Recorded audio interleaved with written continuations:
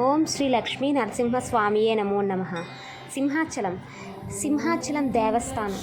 ఈ సింహాచలం దిగువ భాగం నుంచి కొండ దిగువ నుంచి పైకి చేరుకునేందుకు దేవస్థానం వారు 4 ఆర్టీసీ బస్సులను 20 బస్సులను నడుపుతున్నారు. ప్రతి 15 నిమిషాలకు ఒకసారి ఒక బస్సు అందుబాటులో ఉంటుంది. ఇక చందనోత్సవము, గిరి ప్రదక్షిణ, ముక్కోటి ఏకాదశి, బ్రహ్మోత్సవాలు వంటి ప్రత్యేక సందర్భాల్లో ఆర్టీసీ మరిన్ని ప్రత్యేక సర్వీసులు నడుపుతుంది. వృద్ధులకు, వికలాంగుల కోసం ప్రత్యేకంగా స్వామివారి ఆలయ గాలి గోపురం పక్కన లిఫ్ట్ సౌకర్యం కూడా ఏర్పాటు చేశారు. సింహాచలం అంటే సింహపర్వతము అని అర్థము. ఇక్కడ శ్రీ మహావిష్ణువు దశావతారంలో 4వదైన లక్ష్మీ నరసింహస్వామిగా అవతార మూర్తిగా వెలిశాడు. ఇతిహాసాల ప్రకారం రాక్షస రాజు హిరణ్యకశిపుడు విష్ణువుకి బద్ధవైరి. తన కుమారుడైన ప్రహ్లాదుడు పుట్టుకతోనే విష్ణుభక్తుడు. హిరణ్యకశిపుణ్ణి అనేక విధాలుగా ప్రయత్నించి కుమారుణ్ణి విష్ణు విముఖుణ్ణి చేయలేకపోయాడు. చివరికి చంపించేందుకు కూడా ప్రయత్నించాడు. కానీ ప్రతిసారి ప్రహ్లాదుని విష్ణుమూర్తి రక్షించాడు.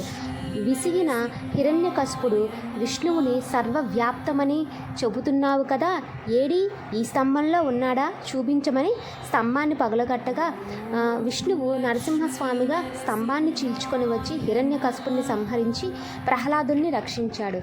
ఈ స్థల పురాణం ప్రకారం ప్రహ్లాదుడు ఇక్కడ మొట్టమొదటిగా వరాహ నరసింహస్వామి విగ్రహాన్ని ఆరాధించాడు.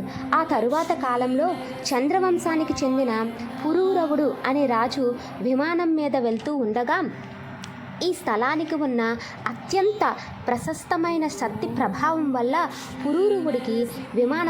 పురూరవుడి విమానం కిందకు ఆకర్షించబడింది. అతడికి పుట్టలో కప్పబడి ఉన్న వరాహ నరసింహస్వామి కనిపించాడు. విగ్రహాన్ని సంవత్సరం పాటు చందనంతో కప్పి ఉంచి వైశాఖ శుద్ధ తదియ రోజు మాత్రమే చందనం లేకుండా నిజరూప దర్శనం కలిగేటట్టుగా చేయమని ఆకాశవాణి పురూరవుడికి చెబుతుంది. ఈ ఆకాశవాణి పలికిన మాటలు పలుకుల మేరకు పురూరవుడు వరాహ నరసింహస్వామికి దేవాలయాన్ని నిర్మించాడు. ఈ సాంప్రదాయం ఇప్పటికీ పాటించబడుతుంది. స్వామిలోని వేడిని చల్లార్చడానికి చందనంతో పూత పోస్తూ ఉంటారు.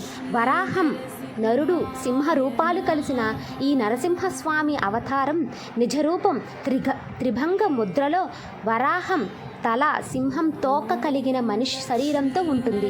మిగిలిన సమయంలో చందనంతో కప్పబడి లింగాకృతితో స్వామివారు నిత్యరూపం ఉంటుంది. ప్రతి సంవత్సరం వచ్చే వైశాఖ శుద్ధ తదియ వైశాఖ పౌర్ణమికి దగ్గరలో నాటికి చందనం తీసివేసి నిజరూపం ఇస్తూ ఉంటారన్నమాట. ఇది ఈ స్థల పురాణం యొక్క చరిత్ర. ఇక్కడ ప్రతిరోజు ఈ సింహాచలం దేవస్థానంలో ప్రతిరోజు అన్నదానం కార్యక్రమాలు జరుగుతూ ఉంటాయి. వేలాది మంది భక్తులు వచ్చి వారు దర్శనాన్ని ముగించుకున్న తర్వాత అన్నప్రసాదాలను స్వీకరిస్తూ ఉంటారనమాట. రోజుకి 5,000 నుంచి 10,000 పైగా భక్తులు వచ్చి ఈ అన్నప్రసాదాలను స్వీకరించి స్వామివారిని కృపా కటాక్షాలు ఎల్లప్పుడూ పొందుతూ